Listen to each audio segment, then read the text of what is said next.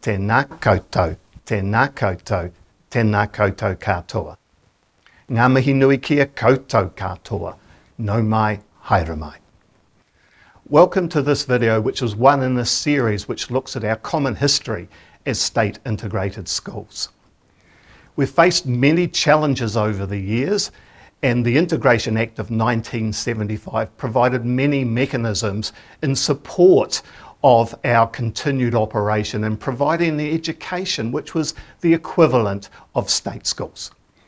In order to start this video, let's go back to the 1960s and look at the state of our property at that point in time.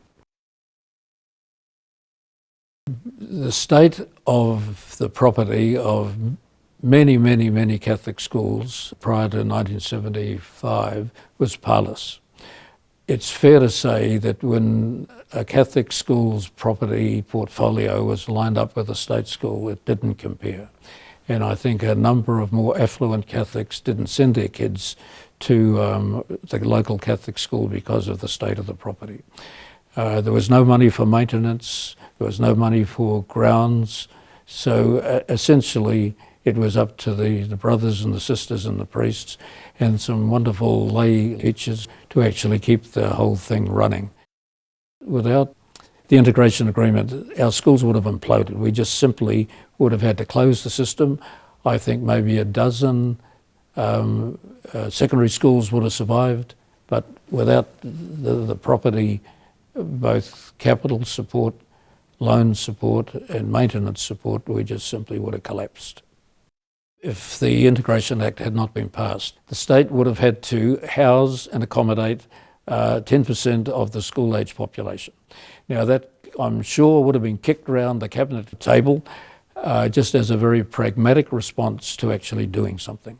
The state would have had a horde of Catholic kids banging on their door to be enrolled because that the local state school would have had to take them on. And that if they didn't do something about it, well, they were going to have to spend a huge amount of capital to expand state schools all around the country to accommodate the Catholic kids. So the compromise was the Private Schools Conditional Integration Act. The integration agreement said that the proprietor was responsible for bringing the school up to the state code, or the words that were used, to a standard of a comparable state school. Interesting as to how you might actually determine that. Prior to the integration, we had 60 and 70 kids in some classrooms. The buildings and the whole environment was extremely primitive, and it varied. There would have been some schools that were better off than others, but generally we were not in good shape. And the bishops could see that, but they didn't have an answer. The costs to bring the schools up to standard were quite astronomical because the buildings did not survive even the basic inspections of 1975. Prior to integration in the school in Bluff, the two sisters and I cleaned the school, we managed the school, we lived on a very light budget. We were always involved in the front foot of caring for what we had because what we had was so precious. It belonged to the people and it was looked after. We had quite good classrooms, but we had no infrastructure around administration or anything else. We made it work because it was important it worked. And I think in the early years, we had fought so hard to get it. It was owned by communities, and therefore it was felt that there was a community spirit in there. When we first integrated, we had to bring the schools up to standard, and at that point, we were supposed to then be funded for the buildings and maintenance. We got the teachers' salaries. We got the money for cleaning and for some minor maintenance. But that was all that came from about 1975, 76 until Policy 1 came in. The first school to be integrated was Wesley College in Pairata, April of 1976. Now for 2 years there were no other schools integrated, because we were trying to work out at the time with the government where would we get the money to bring a Catholic school when it was integrated up to the state standard or to a comparable state school. In 1978, the then government said, look, we'll give you a 10% loan interest-free. But within 3 months, it was down to 60%.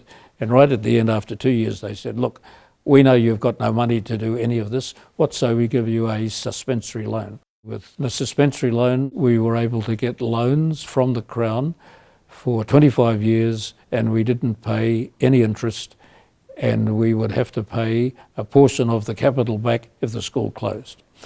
And $200 million was given to us under the suspensory loan scheme over an 18-year period. Our schools would not have been able to survive without that suspensory loan. I remember speaking to Honourable David Cagle, who was the Minister of Finance at the time, and I said, Minister, thank you for being so generous. And he said, Pat, it was the right thing to do. Our building was quite functional, it was solid, it was watertight, and everything was looked after in it, but it didn't equate to the one down the road, which was the state school, that had been continually invested in all the way through. The Integration Act said, this is your school, here is what it needs to do at this time to come up to code. After you've brought it up to code, we will take responsibility for it. Now that didn't happen, unfortunately. The government didn't take responsibility for a long time. Previous to 1998, maintenance on schools was carried out through a funding stream which we call attendance dues. And this was a cost to parents. The government had committed in the original Integration Act to pay for maintenance of private schools and to keep them to the same standard as state schools. That never happened. So that agreement for Policy 1 enabled state integrated schools to receive the same level of funding for maintenance as state schools. And it was a really key moment in our history as it changed the game for us.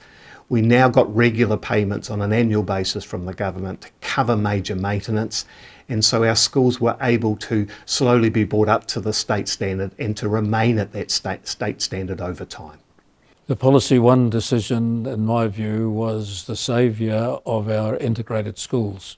Our schools were integrated between 1976 and 1982. That is, Catholic schools and about a dozen Protestant schools. The integration agreement said that the state would actually maintain the school to a comparable state standard. You've got to bring your school up to the state standard and then we'll start maintaining it.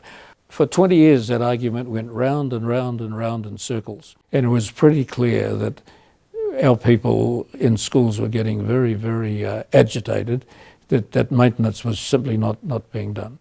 I was part of a delegation with Cardinal Tom Williams and I think Bishop Peter Cullinane, and we went in delegation to Jim Bolger. Also, Wyatt Creech was there. Jim Bolger said, look, it's clear to me, he said, that we as the Crown are not fulfilling our obligation. Well, he said, we're going to fix it up. Within 2 years of negotiations, we reached the point where it was agreed that the same amount of money per capita that the state spent on its own schools and maintenance, it would be given to integrated schools. Well, without that money, our schools would have been Cinderella schools, or they would have closed down.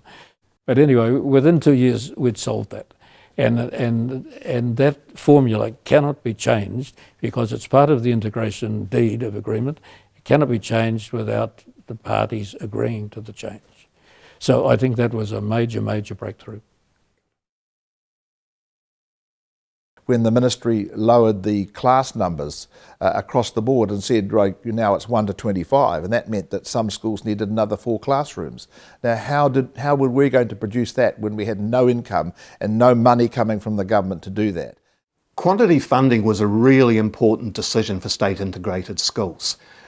Previous to that agreement in 2016, proprietors had to pay for extra facilities classrooms when the government changed education policy that required proprietors to build new classrooms or other facilities. Paul Ferris, who was the CEO of APIS at the time, managed to reach an agreement with the government that if they changed education policy, and that resulted in our proprietors having to build new classrooms and facilities, that the government would pay up to 85% of those costs.